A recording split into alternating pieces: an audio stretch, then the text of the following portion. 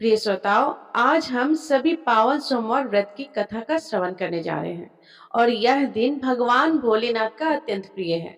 कहा गया है कि आज के दिन जो भी भक्त श्रद्धा और भक्ति से सोमवार का व्रत करके शिवलिंग पर गंगा जल, दूध, बेलपत्र, धतूरा और अक्षत चढ़ाकर शिव जी का पूजन करके कथा का श्रवण करता है, उसके सभी कष्ट दूर हो जाते हैं और जीवन में सुख समृद्धि, संतान सौभाग्य और अंत में मोक्ष की प्राप्ति होती है।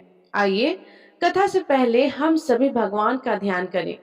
हे भोलेनाथ, आप कैलाशपति हैं, माता पार्वती के प्रियतम हैं, कार्तिकेय गणेश जी के पिता हैं, आप ही महाकाल हैं, आप ही जगत के पालनहार हैं। आपके चरणों की वंदना करने मात्र से जन्म जन्मांतर के पाप नष्ट हो जाते हैं। हे देवाधिदेव महादेव, इस पावन सोमवार व्रत में हम संपूर्ण मन, वाणी और कर्म से आपका ध्यान कर रहे हैं। हम सभी पर अपनी कृपा दृष्टि बनाए रखें, हमारे जीवन से अज्ञान, अहंकार और पाप का नाश करें और हमें धर्म, अर्थ, काम और मोक्ष चारों पुरुषार्थ की सिद्धि प्रदान करें। ओम नमः शिवाय। एक बार किसी नगर में एक साहूकार था। उसके घर में धन की कोई कमी नहीं थी, लेकिन कोई संतान न होने के कारण वह बड़ा दुखी था। संतान प्राप्ति के लिए वह हर सोमवार को व्रत रखता था और पूरी श्रद्धा के साथ शिव मंदिर जाकर भगवान शिव और माता पार्वती की पूजा किया करता था।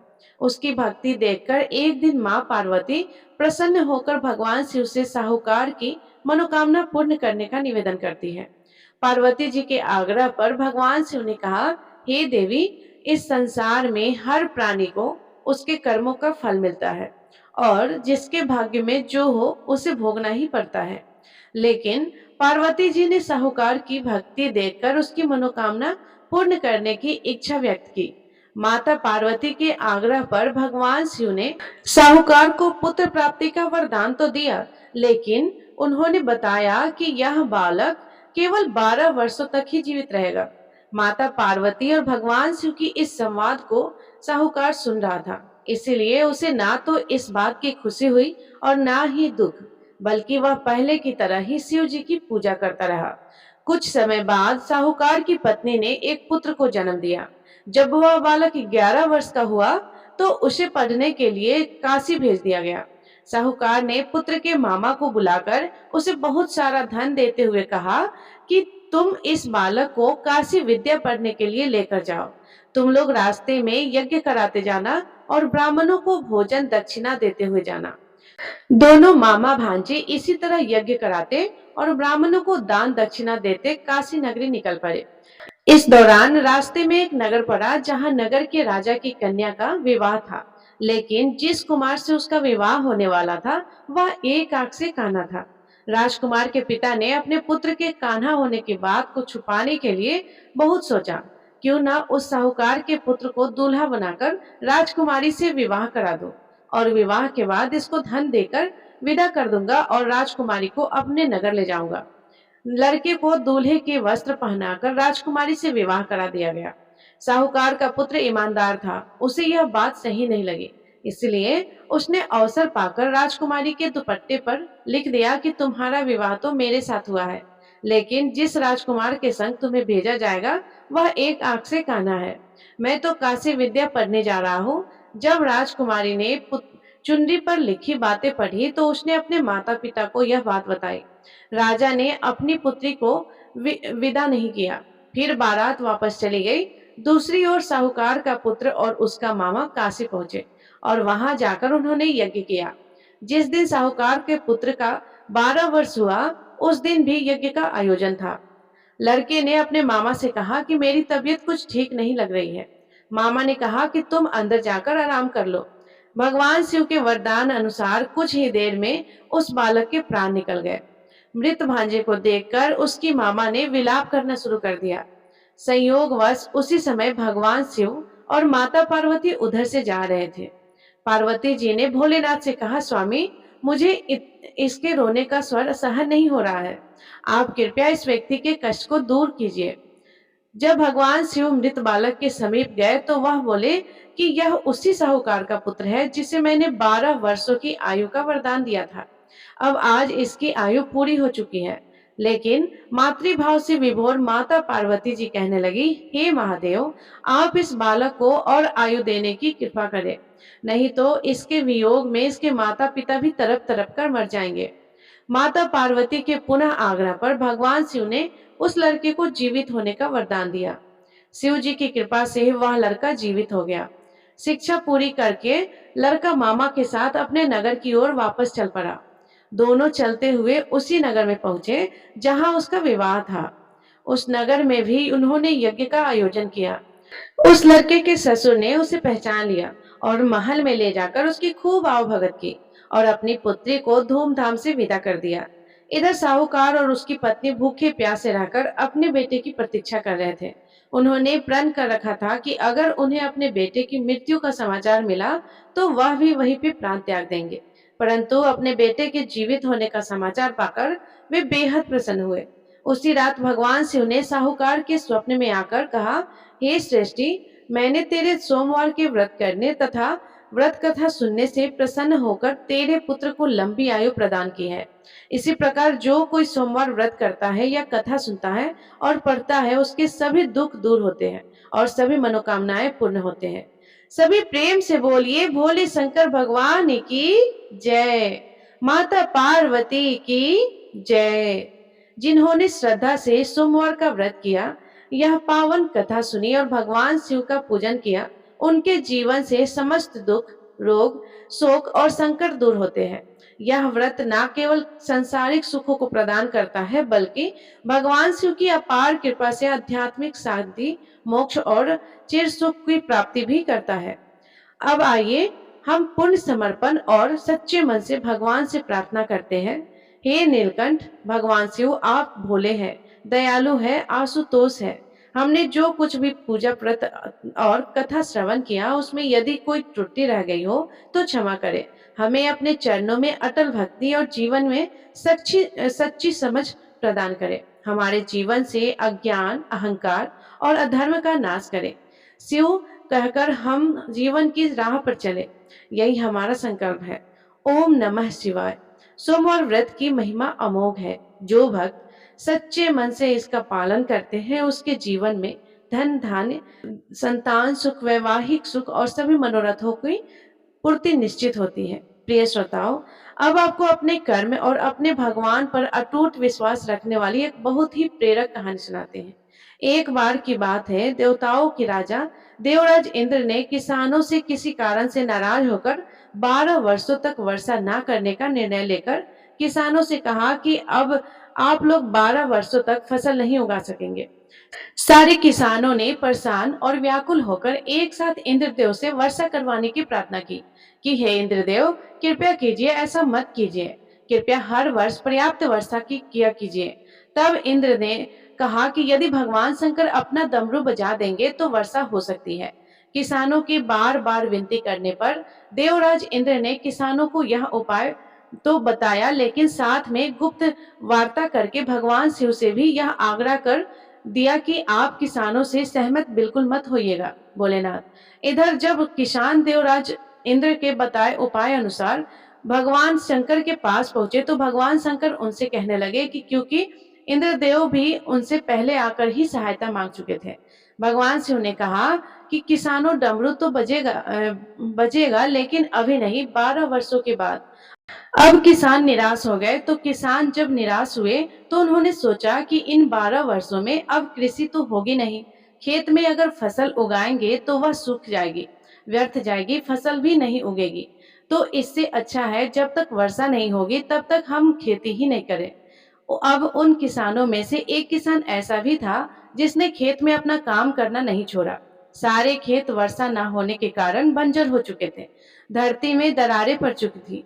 लेकिन एक वही किसान था जो नियमित रूप से पहले की तरह अपने खेत जोतता, निराई गुड़ाई करता, बीज बोता और खाद भी डालता। यह सारा दृश्य देखकर गांव के किसान उनका मजाक उड़ाने लगे कि भाई, अभी तो अगले 12 वर्षों तक वर्षा का कोई नामो निशान नहीं है, और यह बात तो तुम भी जानते हो कि भगवान शिव ने भी स्वयं कहा है कि अगले 12 वर्षों से पहले तो डमरू बजेगा ही नहीं, और वर्षा तभी हो सकती है जब भोलेनाथ अपना डमरू बजाएंगे। तो ऐसे में तुम बारिश ना होने के बाद भी खेतों में आकर काम कर रहे हो। इससे तुम्हारा समय भी बर्बाद हो जाएगा, तुम्हारी मेहनत भी बर्बाद हो रही है और तुम्हारा धन तो बर्बाद हो ही रहा है। लेकिन उस किसान ने पता है क्या कहा? उसने उस बाकी किसानों से कहा कि हाँ, आपकी बात सही है। मैं भी जानता हूँ कि 12 वर्षों तक फसल नहीं उगने वाली, वर्षा नहीं होने वाली है, फसल नहीं उगने वाली है। लेकिन मैं यह काम तो केवल अपने अभ्यास के लिए कर रहा हूँ, क्योंकि अगर 12 साल तक हम खेती नहीं करेंगे, हल नहीं जोतेंगे, गुड़ाई निराई नहीं करेंगे, तो मैं खेती किसानों का काम तो भूल जाऊंगा और फिर मेरे शरीर की मेहनत करने की आदत भी तो छूट जाएगी। और खेती के काम में तो किसानों को बहुत परिश्रम करना पड़ता है। इसलिए मैं तो यह सारी मेहनत केवल इसलिए कर रहा हूँ ताकि अगले 12 वर्षों के बाद जब बारिश होगी तो फिर अपना काम करने में मुझे कोई कठिनाई ना हो।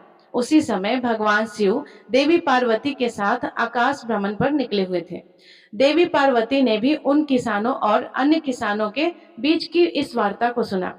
सारी बातें सुनने के बाद देवी पार्वती भगवान शिव से विनम्र स्वर में बोली, प्रभु, देखा आपने यह किसान अपने खेत में परिश्रम इसलिए कर रहा है ताकि यह लगातार 12 वर्षों तक वर्षा ना होने के कारण कहीं अपनी मेहनत करना ना भूल जाए, कहीं हल चलाना ना भूल जाए, कहीं खेती किसान का काम ही ना भूल जाए। और आप है कि आप भी तो 12 वर्षों तक अपना डमरू ना बजाने का निर्णय लेकर बैठे हैं। तो कहीं ऐसा ना हो प्रभु कि इन 12 वर्षों के बाद जब आप डमरू बजाना चाहेंगे तो आप डमरू बजाना ही भूल जाए। आप भी तो डमरू बजाना भूल सकते हैं। माता पार्वती की बात सुनकर अब भोलेनाथ भी चिंतित हो गए, यह देखने के लिए कि डमरू बज रहा है या नहीं। उन्होंने अपना डमरू उठाया और उसे बजाने का प्रयास करने लगे और तभी जोरदार आवाज के साथ डमरू बजाना शुरू हो गया और देखते ही देखते आसमान में काली घटाएं छा गई। तेज बारिश शुरू हो गई और जो किसान अपने खेत में हर दिन नियम से काम कर रहा था, उसके खेत में भरपूर फसल आ गई, क्योंकि उसने अभी कुछ दिन पहले ही जुताई करके उसने अपने खेत में बीज बोए थे। अब वर्षा होने के कारण कुछ ही दिनों में उसके खेत में हरी भरी लहराती हुई फसल खड़ी हो गई और बाकी के किसान जो केवल हाथ धर कर बैठे थे, उस यह सोच रहे थे कि अगले 12 वर्षों तक तो वर्षा नहीं होगी और जब यह बात भली भांति पता है तो ऐसे में सूखे खेतों में भला परिश्रम करना और अपना समय बर्बाद करने से क्या फायदा होगा। अब वे किसान पश्चाताप करने लगे और उधर उस किसान को अपनी फसल का भरपूर लाभ मिला। जो किसान अपने मन में सकारात्मक सोच लेकर बैठा था। तो ऐसा ही होता है, कभी कभी हम अपने जीवन में चल रही परेशानियों से बहुत परेशान हो जाते हैं, या हम किसी काम के लिए मेहनत कर रहे होते हैं, तो जब हमारी उस मेहनत का फल हमें नहीं मिलता है, हम लगातार काम करते जाते हैं, लगातार प्रयास करते जाते हैं, फिर भी जब मेहनत का फल नहीं मिलता है तो फिर एक समय ऐसा भी आता है कि हम थक कर हार कर बैठ जाते हैं। लेकिन हो सकता है कि वही क्षण हमारे पूरे जीवन को बदलने वाला हो सकता है कि हमारी अब तक की गई मेहनत का फल हमें अब मिलने वाला ही हो।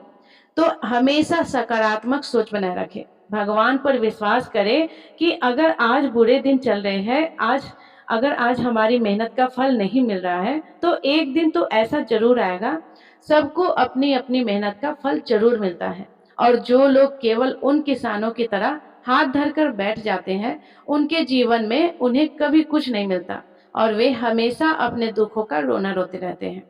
तो बोलिए नीलकंठ महादेव की जय, माता पार्वती की जय। प्रिय श्रोताओं, अब सुनिए सोमवार व्रत की आरती, शंकर भगवान की आरती। ओम जय शिव ओमकारा, स्वामी जय शिव ओमकारा, ब्रह्मा विष्णु सदाशिव, ब्रह्मा विष्णु सदाशिव, अर्धांगी धारा। ओम जय शिव ओमकारा, एकानन चतुरानन पंचानन राजे, स्वामी पंचानन राजे। हंसासन गरुड़ासन, हंसासन गरुड़ासन, वृषवाहन साजे।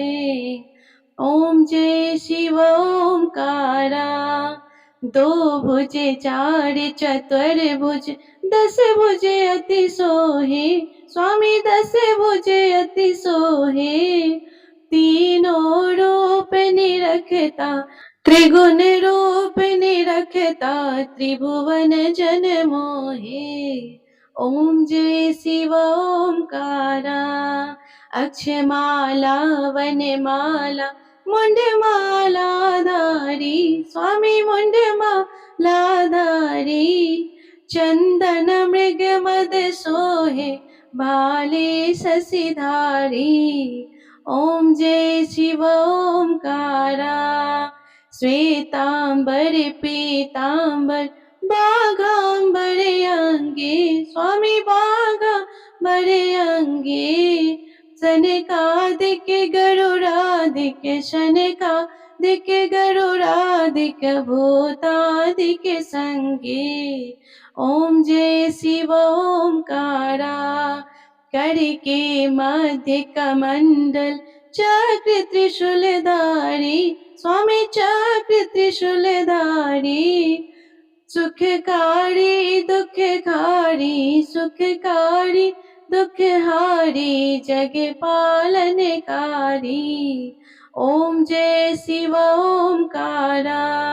ब्रह्मा विष्णु सदा शिव, जानत अविवेका। स्वामी जानत अविवेका।